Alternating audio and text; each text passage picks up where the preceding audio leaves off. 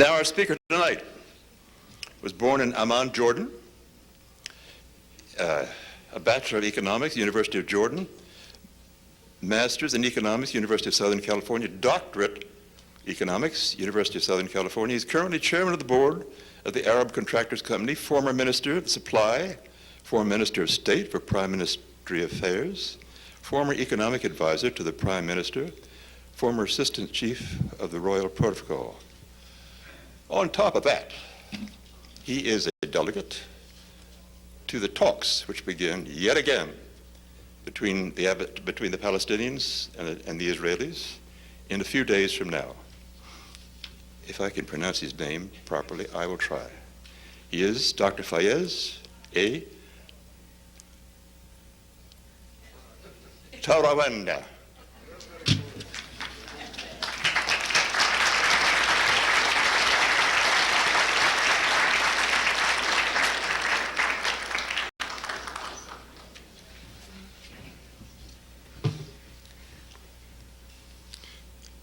Thank you, Mr. Jacob. Thank you very much indeed, and you are very close to the pronunciation of my name. Fayez Tarawneh. I'm just a new ambassador, 2 months and 10 weeks now. I just arrived exactly on the date of the inauguration, on the 20th of January. And I thought that I know my way around because we spent about 180 days in 1992 in Washington during the peace talks. But apparently I don't know too much about the city because we were commuting between the State Department and the Willard Hotel. So I had to do a lot of exploration yet.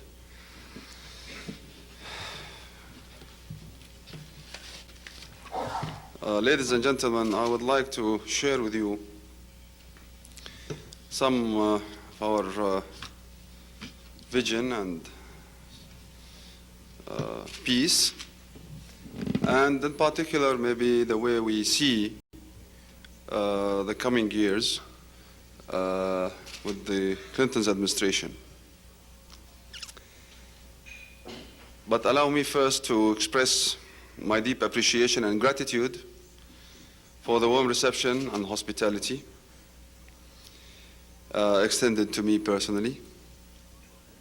It is also my privilege and honor to address the Baltimore Council on Foreign Affairs and their distinguished guests, and to be granted this opportunity to share with you the Jordanian vision of peace in the Middle East.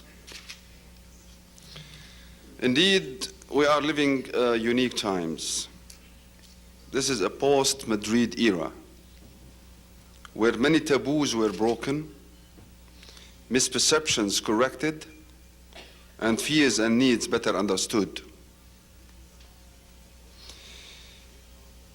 This era has also witnessed 8 rounds of bilateral and 3 rounds of multilateral discussions.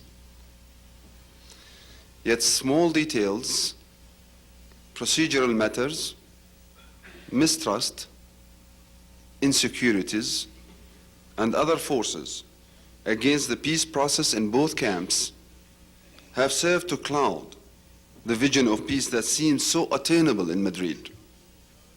Nevertheless, we are still encouraged by the official commitment to peace from all parties concerned, including the commitment of the United States government, whose role as a sponsor, an honest broker, and now a full partner is vital and crucial to the realization of a just, lasting, and comprehensive peace and comprehensive settlement in the Middle East.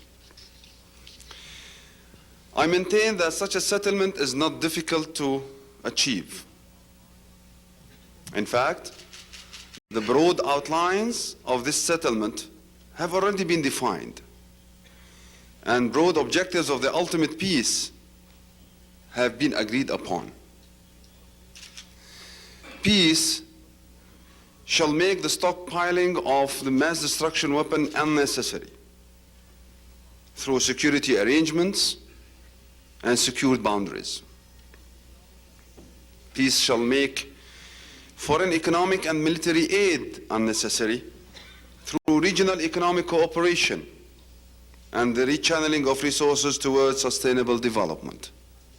And peace shall make violence unnecessary through the formulation of a just settlement based on fairness and equality. Yet the parties involved in the peace process are still caught in the legacies of the past. The continued occupation of Arab lands as a justification of security is triggering not only the Palestinian resistance to the occupation, but also the uncompromising Arab position vis-à-vis the items of the agenda that connote normal relations with Israel in the post-peace era. This in turn triggers both violent reactions from the Israeli side, directed towards the Palestinians under occupation, and more uncompromising positions towards the other Arab negotiators. The current situation is a vicious circle that leaves the parties trapped within the walls of actions and reactions instead of tackling the roots of the problem, of the conflict. In sum, this cycle cannot be broken by intransigent positions. The legacies of the past should be replaced by the terms of reference to the peace process, namely United Nations Security Council resolutions 242 and 338, and the letter of invitation extended to the parties by the United States of America and Russia. Yes, we need the sponsors to steer the negotiations and to always put them on the right track. Indeed, there are monumental responsibilities on the shoulders of President Clinton's administration to ensure the proper tracking of the negotiations. We are all encouraged by the new driving role of the United States in the negotiations as a full partner, a paradigm that is yet to be realized. The proactive role of the Clinton administration as an intermediary and full partner in the peace process can be successful if this role is in line with the following facts. That no party can remain immune to the winds of change sweeping the world. No party can claim a new function for itself by creating a false alarm or a new basis for a new Cold War to justify its strategic importance for world peace. There is no new ism in the making.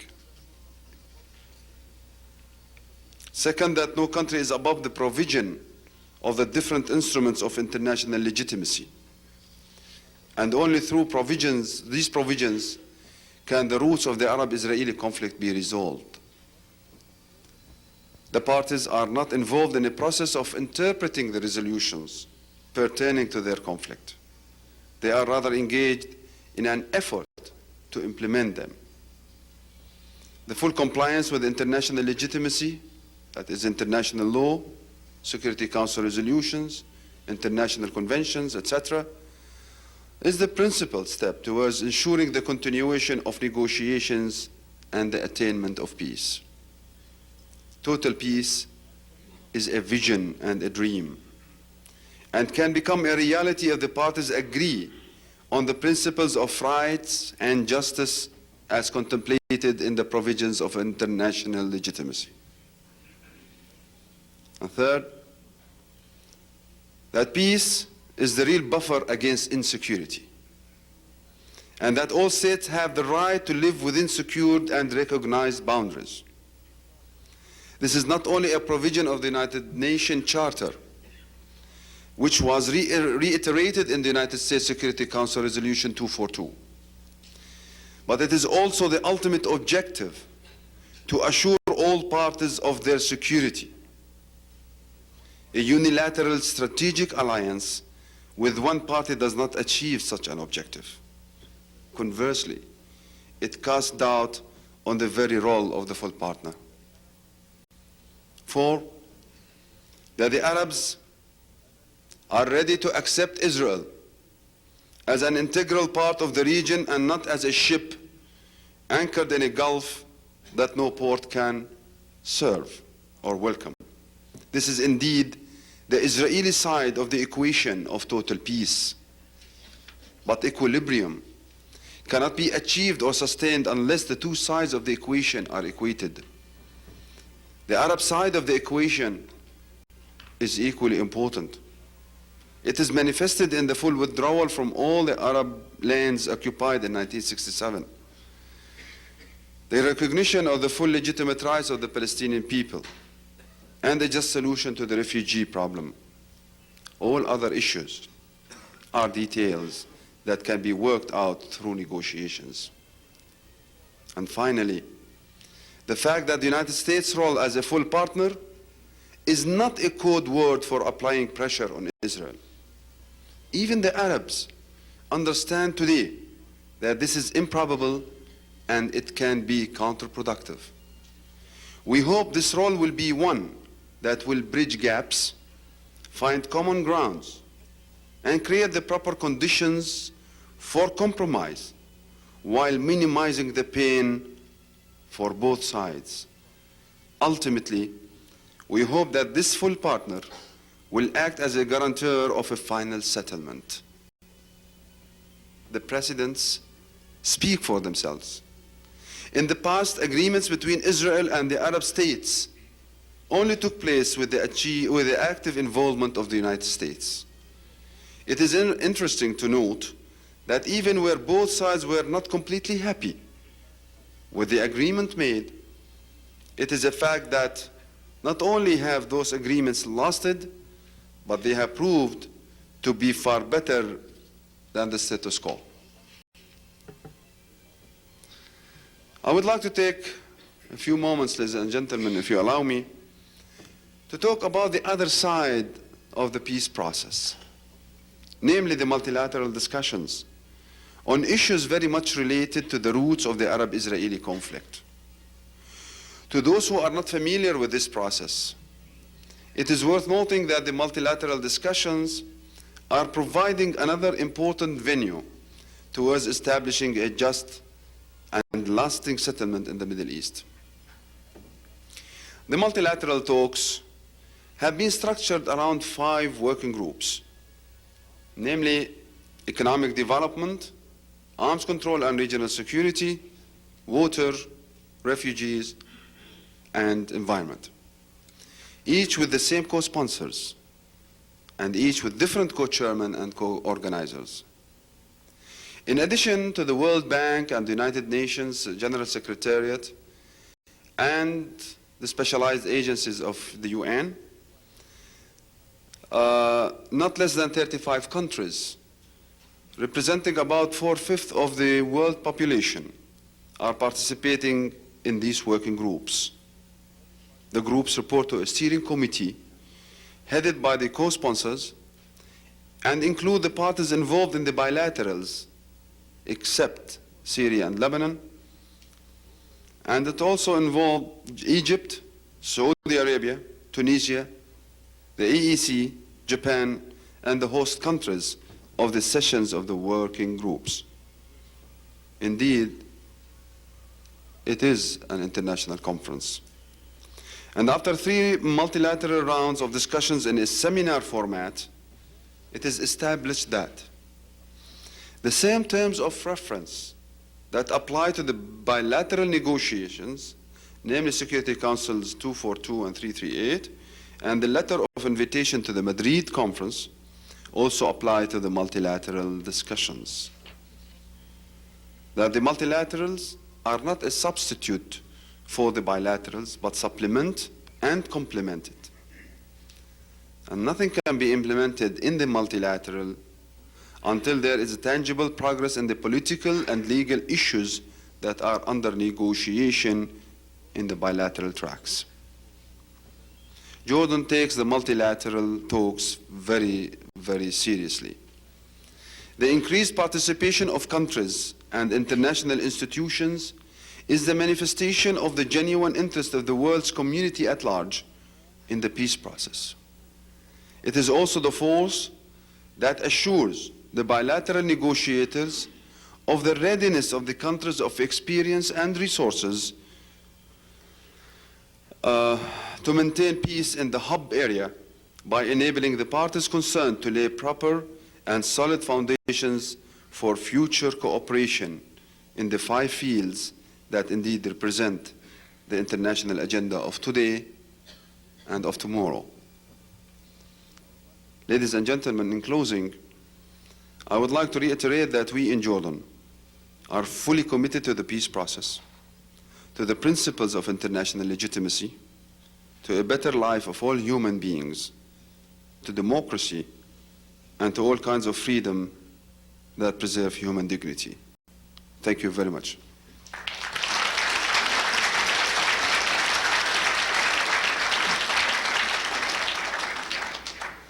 Thank you very much, Mr. Ambassador, for your thorough overview. Let me remind all of you that the session will end promptly at 10 minutes after 7, and we ask that you don't leave until that time. Secondly, when you ask a question, please limit it to 1 question, and I will repeat the questions from the floor, and if necessary, those from the microphone. Yes, Ms. Berg. Excellency, this is asked with great respect for your country, its people, its land. I've enjoyed your country a great deal. But there's something I truly don't understand. If you ask for a settlement or a compromise, an agreement, there's an exchange. And as I understand exchange, each party gives up something, each party gains something. In terms of the recognition of Israel, were Israel to say, fine, we will recognize the Arab states, it would be giving up nothing. To recognize is to give up nothing.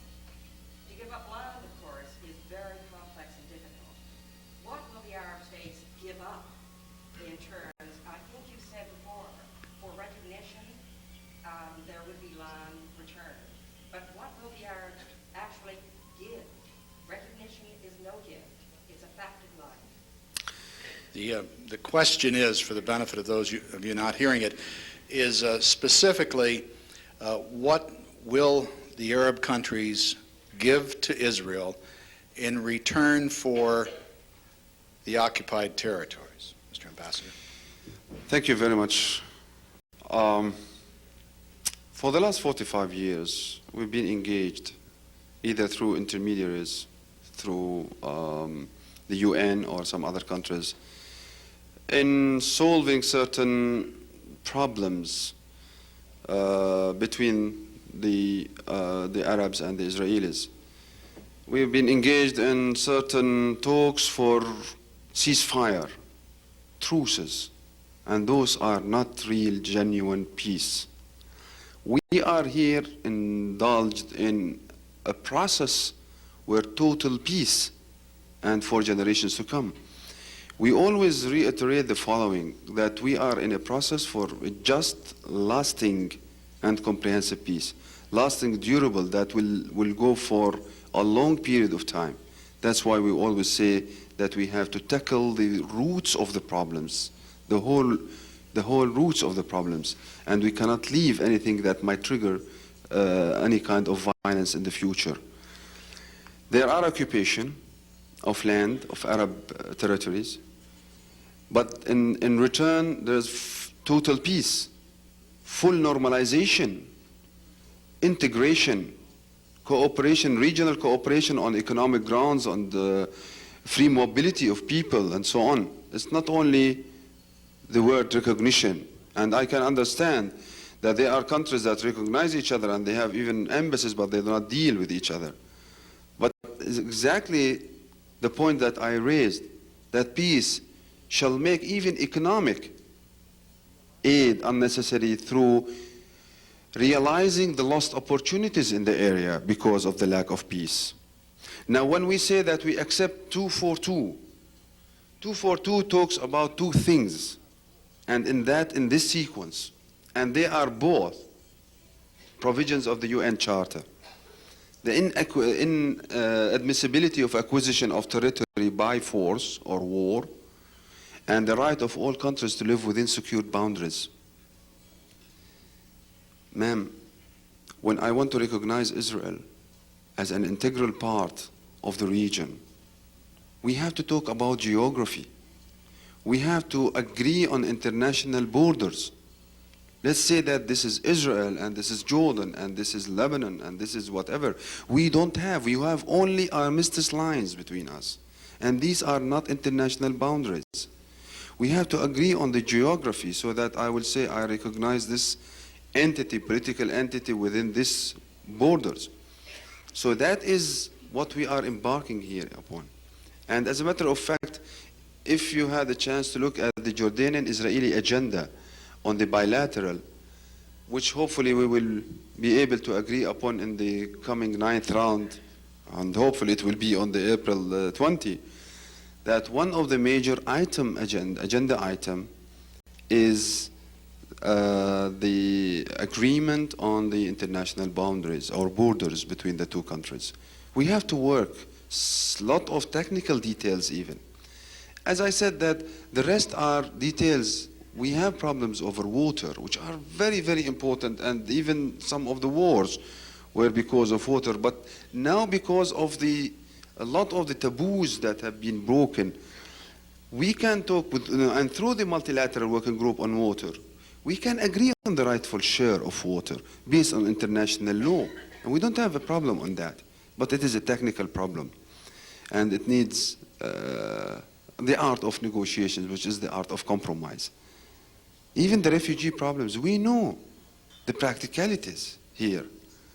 But there are some rights of compensation maybe, and not necessarily Israel.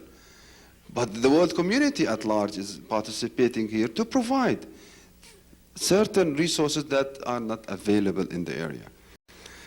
But it is the vicious circle, for example, that the Syrians and the Israelis, and I would like to elaborate a little bit here, because it might explain, that total peace for total withdrawal, and even Mr. Rabin accept this fact. But who starts first?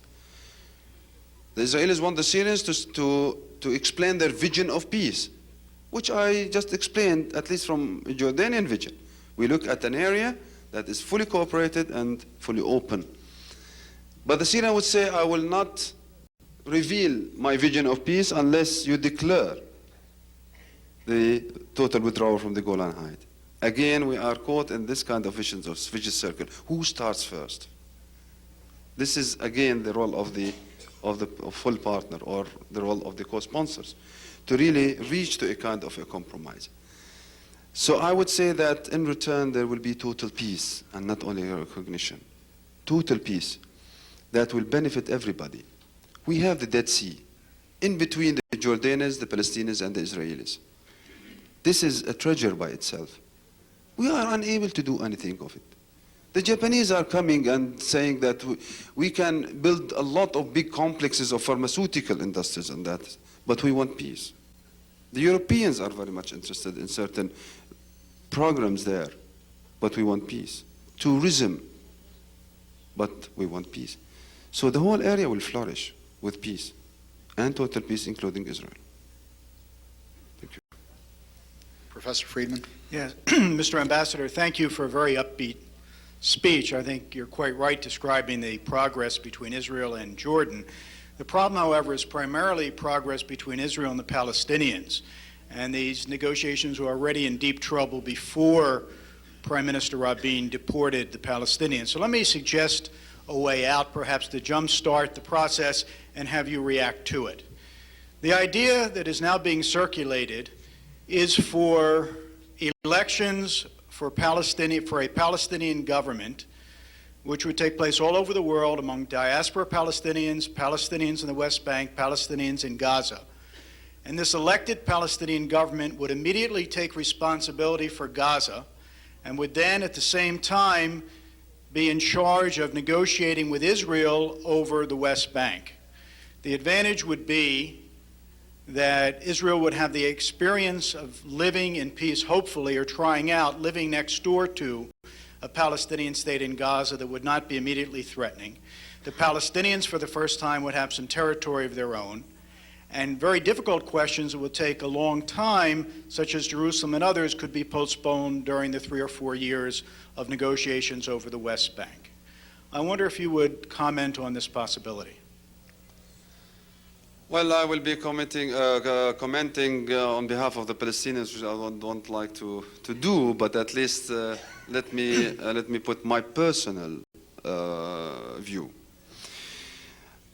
I am the deputy head of the Jordanian delegation, but I'm at the same time the permanent representative of Jordan in the Palestinian tract because of this joint delegation and the umbrella. So I attended all of the Israeli-Palestinian sessions in their Israeli-Palestinian track.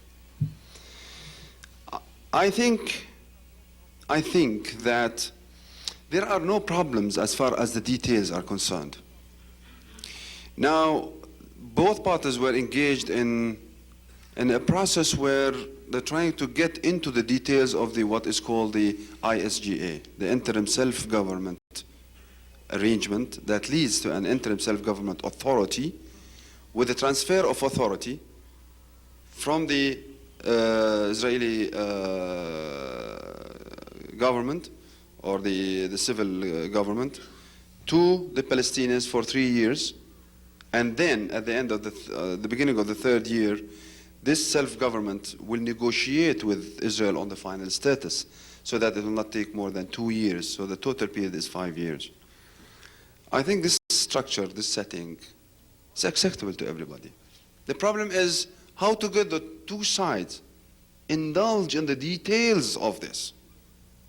I don't think that once they are able to discuss the concept of the ISGA, that they will have any real problems in dealing with the spheres that the authority will be transferred to during the interim. The problem is to get there, and there are certain issues that is blocking this engagement. One, the settlement and the future of the settlement. Second, the link between the interim period and the final status. Is it through 242 or is it through time? The future of Jerusalem. And as a matter of fact, the stumbling the stumbling problem here is the following: that the bilaterals discuss the interim period, and Israel would say, I will not talk anything about the final status. We'll leave this to 3 years' time. The Palestinians at the same time say that there are changes taking place on the ground now, building some settlements here and there, and some other demographic changes like the deportation or whatever, that maybe we will end up in 3 years' time with less geography, with less people to talk about the final status, and sometimes they would have the worries that the interim is the final status, while Israel always assured that the final status is a completely different set of negotiations. But here we need as I mentioned again, the mistrust and whatever. To my knowledge, that the consultations after Mr. Rabin's visit to the United States here, and Faisal Husseini and Hanan Ashrawi came also for prayer consultations with the Americans. I think they did some good movement and positive one when it comes to the negotiations on certain items that are blocking the details. The point is how to get them back to the table.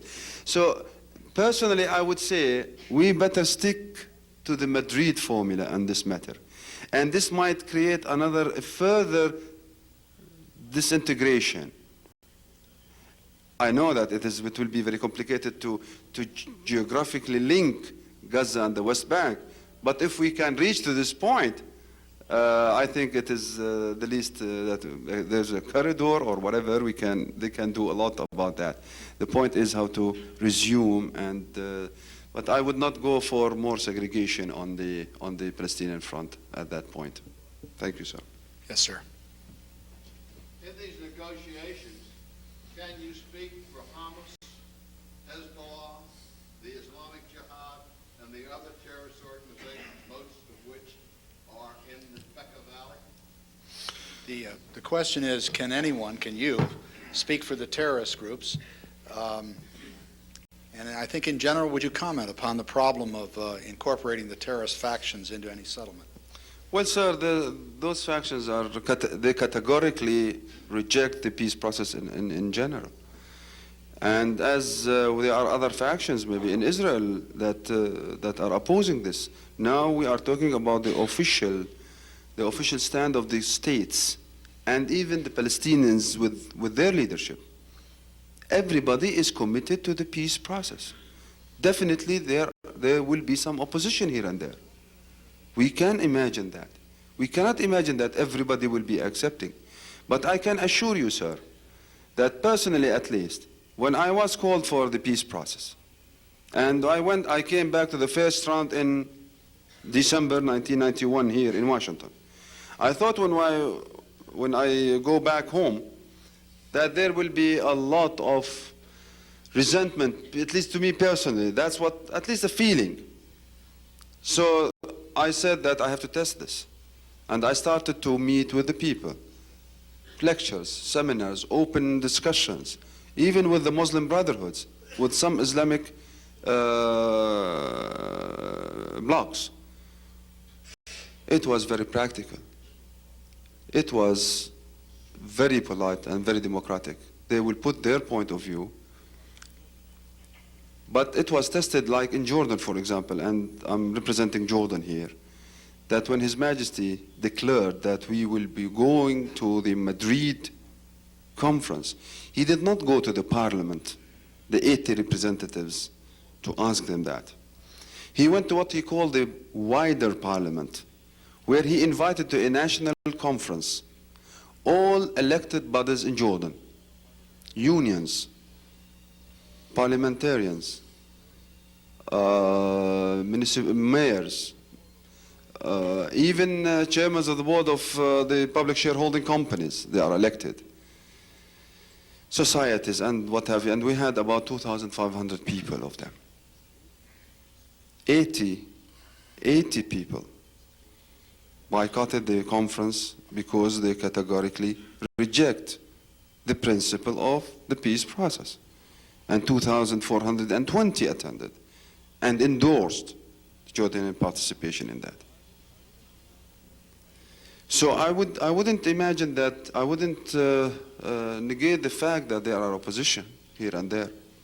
But Mr. Christopher was in our area, and he felt the full commitment of the official position of the, and there hasn't been any violent actions in Jordan, for example, or in Syria against the peace process. Maybe certain columns here and there, or in the parliament, or whatever. But we are fully committed. And if they are, and what we always tell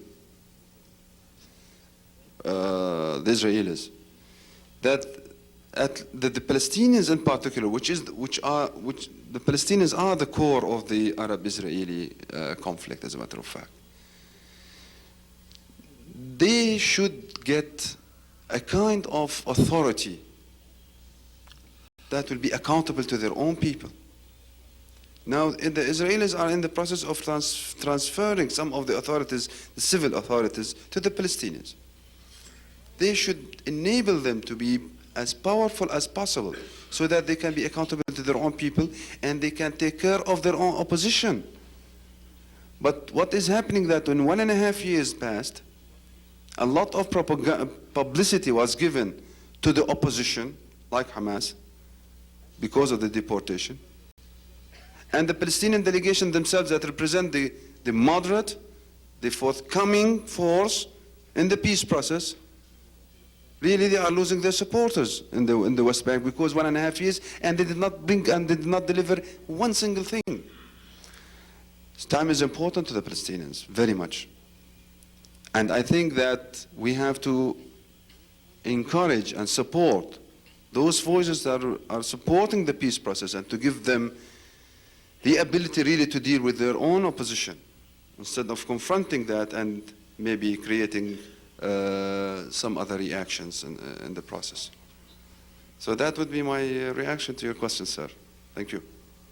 Mr. Blumberg. I remember back in 1985, while I was in Amman, I discussed with Crown Prince Hassan the earlier attempt by the Syrians to invade your country. And at that time, the Israelis were called on to stop the Syrians, and they were successful.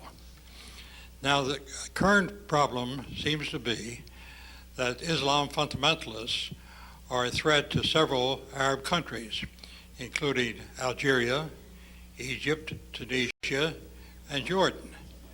My question then is this: in view of the previous cooperation between Israel and Jordan in meeting a common threat, do you think that the Arab countries that are opposed to Islam fundamentalism, and in fact are threatened by it, should work with Israel to try and stop it? I'm a little bit confused, sir. You refer to the threat by Syria. I referred to the time that Syria massed. Right, in her 1980. tanks. That was in 1980. Yeah. Yes. And then you refer to the Islamic fundamentalists as threatening, among other countries, Jordan. Sir, first of all, the military attempts in the 80s, in the early 80s, and let us remember that the Iraq-Iranian war was on the doors at that time, and the Arab Summit Conference was supposed to convene in Amman at that period, with some problems that Syria had with the Muslim Brotherhood at that time. But it was avoided. I don't know if they called the Israelis or not. I really don't know. But it was avoided with the wisdom also that the Jordan has always tackled its problems. In Jordan, sir, we do not have what you call a threat from the Islamic fundamentalists. We had our elections. They were free, completely free and clean elections. The Islamic bloc took 22 seats out of 80, and the independents, who are not fundamentalists at all, 9. So that makes about 30 representing the Islamic blocs. And not every Islamic bloc is bad. We should really differentiate between extremes and true Muslims. This is one thing. There was some tremendous pressures on His Majesty to dissolve the parliament and call for re-election. He wanted really to preserve the democracy. He changed 4 governments, and he preserved. And as a matter of fact, 4 days ago, the parliament ended its 4th ordinary session, and now we are calling for general elections. Nothing happened.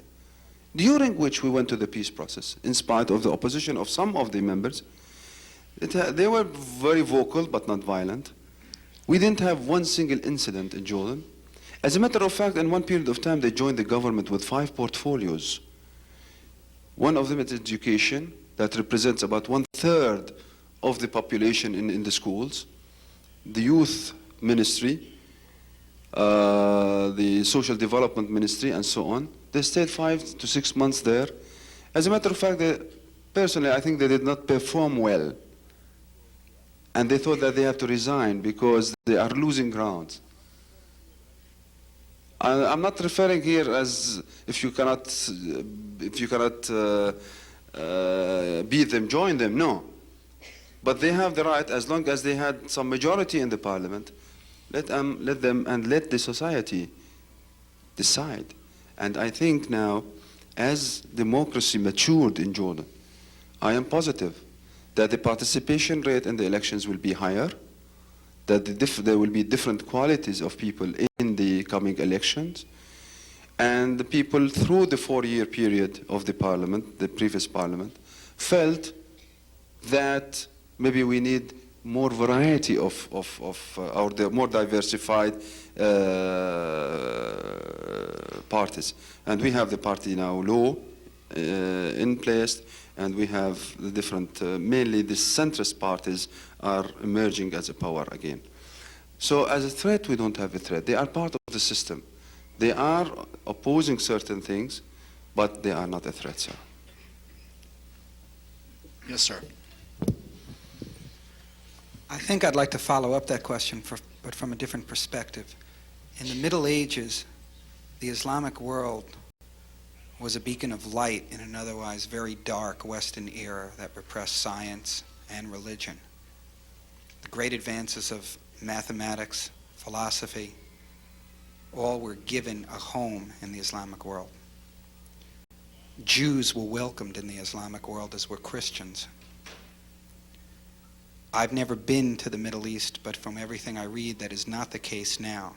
I'm not referring to your particular country, but I point to Iran, I point to Iraq, I point to Syria, I point to Saudi Arabia, all very different governments. From someone in this perspective, and I think this is a follow-up to that question, is not pointing to Islamic radicals in terms of a violent radical, but one, what has changed a culture into a culture that, for example, puts a hit contract on an author of a book? This would not have been done 500 years ago. Secondly, from your either Jordanian or personal perspective, can this change? And can an Islamic culture again welcome other cultures? And three, if they do not, regardless of the Palestinians or water rights, can there ever be peace in countries that are either tyrannical, autocratic, or are so religious that they are intolerant of any other person who does not share their views? I'm not a historian at all. I'm an economist, full with a lot of, I base all my conclusions on a lot of assumptions. As a matter of fact, there is no change, sir. In the sense that there are certain socio-political and socio-economic new realities in the Middle East. And maybe the approach of the pan-Arab did not work. But certainly, I'm always referring not to the masses, but to the vocal political effective groups. And it was replaced by some religious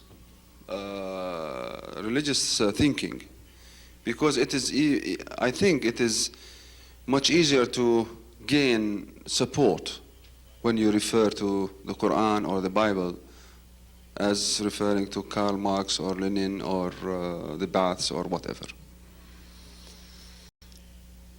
So for me personally, I think that we have to differentiate between political